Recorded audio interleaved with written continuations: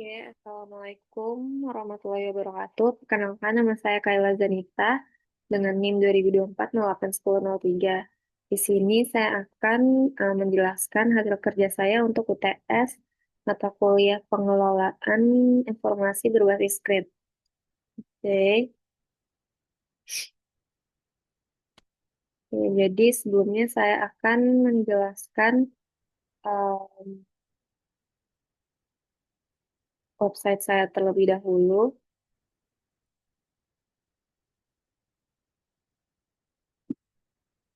Oke, jadi ini website saya. Jadi halaman pertama yang muncul itu adalah halaman About Me atau halaman biodata saya di sectionnya. Jadi di sini ada biodata saya dan kontak info saya yang bisa diklik linknya. Di sini di footer juga ada kontak info saya. Lalu di navigation menu yang lain itu ada education, ada experience saya. Oke, seperti ini. Ada skills dan ada portfolio saya. Di site ini ada interest saya atau hal-hal yang saya sukai. Ada ini, lalu ada musik.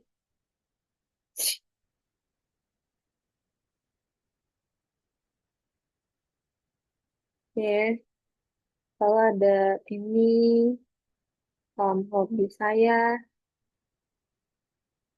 dan sebagainya. Oke, jadi pertama saya akan menjelaskan responsivitas dari website saya terlebih dahulu. Jadi yang pertama atau view yang pertama itu adalah desktop view. Di sini bisa dilihat untuk a site, section, dan navigation-nya itu berdampingan semuanya. Lalu di um, landscape tablet view itu a site-nya ke bawah, di landscape, di portrait tablet view ini semuanya ke bawah. Lalu di smartphone, mobile phone view ini sebenarnya kurang lebih sama seperti portrait tablet view, hanya saja di bagian header itu yang tadinya ke samping seperti ini menjadi ke bawah sama, sama halnya dengan footernya. Oke, saya akan menjelaskan codingannya sekarang. Oke, jadi ini project saya. Isinya ada index HTML, style CSS, ada folder untuk image yang saya gunakan, dan folder untuk font yang saya gunakan. Oke, oke, jadi di saya tidak akan menjelaskan secara rinci, hanya saja di bagian script ini. Saya akan menjelaskan bahwa di sini itu saya menggunakan get elements by class name untuk class navigation link dan content section karena untuk link yang ada di navigation menu itu menggunakan class navigation link dan juga link yang di interest atau site-nya juga saya gunakan navigation link. Lalu um, di bagian sectionnya untuk setiap halamannya itu saya menggunakan kelasnya masing-masing. Ada seperti biodata content section, pendidikan content section, pengalaman content section. Jadi yang saya panggil itu adalah content sectionnya.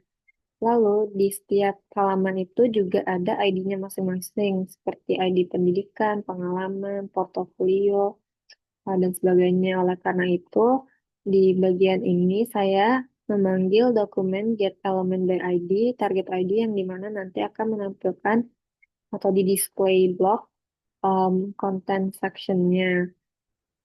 Lalu untuk responsivitasnya di style CSS, saya memakai uh, CSS ini. Untuk mobile phone view itu, media only screen itu dengan maksimal width-nya itu 480 px. Untuk um, portrait tablet view itu minimal width-nya 481 pixel dan maksimal width-nya 767 pixel. Lalu di landscape tablet view minimal width-nya 768 pixel dan maksimal width-nya 1024 pixel. Yang terakhir ada desktop view itu sendiri, yang dimana minimal width-nya itu adalah 1025 pixel. Oke, jadi saya akan menjelaskan sedikit saat di landscape table view. Di landscape table view ini seperti dilihat ada main content yang isinya itu display flex column dan nav section yang isinya itu display flex row. Jadi di HTML ini saya di bagian section itu saya bagi lagi yang dimana di bagian ini, di bagian main section ini, di div main section itu isinya ada nav, ada section itu sendiri, dan ada aside. Lalu um, di dalam main section itu saya membuat divisi lagi, yaitu nav section yang isinya navigation menu dan section itu sendiri. Jadi saat saya main uh, saat saya di landscape table view, saat saya main content display flex column, ini display flex main content itu kan isinya ada nav section dan aside.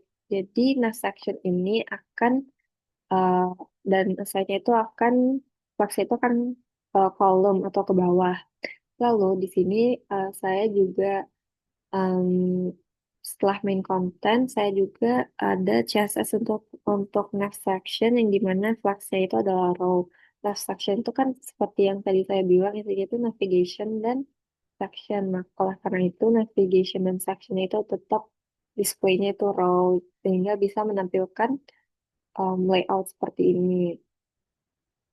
Lalu untuk codingannya kurang lebih seperti itu. Sekarang saya akan melakukan sinkronisasi ke repositori GitHub. Pertama saya akan ke GitHub saya, lalu saya create new repository. Oke, jadi untuk repository name-nya saya namakan tes PBS. Dan untuk description-nya misalnya adalah repository ini dibuat untuk memenuhi UTS mata kuliah pengelolaan informasi berbasis script. Untuk configuration-nya saya biarkan default, lalu saya create repository. Oke, jadi saya akan copy URL-nya.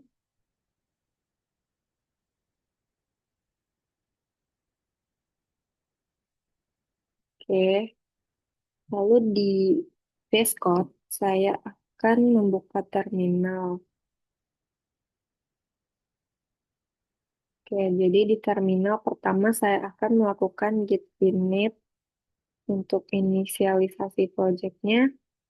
Lalu saya akan git add titik untuk add semua filenya.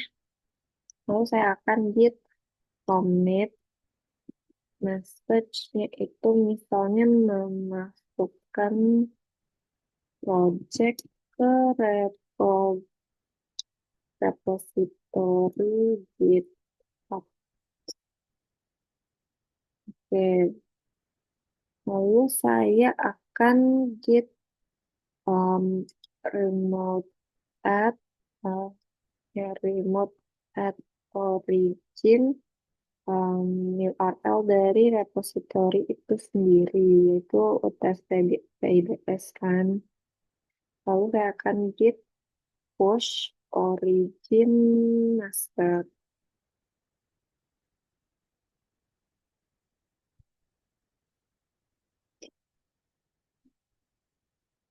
Oke, jadi ini kita tunggu saja.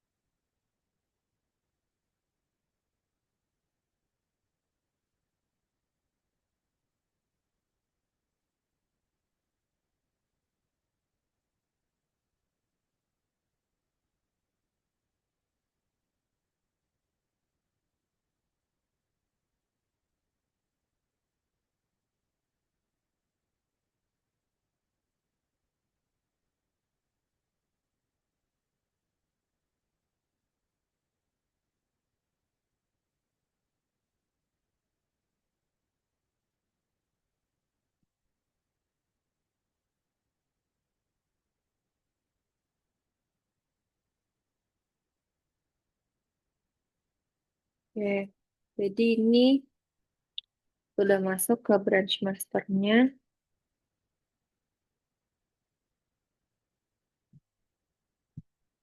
Oke, jadi di repository UTSP base ini sudah masuk commit-nya ini. Lalu di sini kita bisa melihat indeks codingan untuk indeks HTML-nya dan style CSS dan juga em,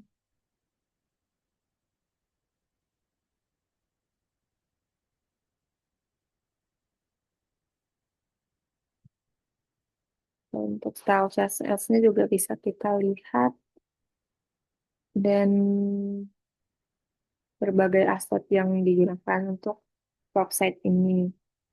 Oke, mungkin untuk presentasinya segitu saja. Kurang lebihnya mohon maaf. Wassalamualaikum warahmatullahi wabarakatuh. Terima kasih.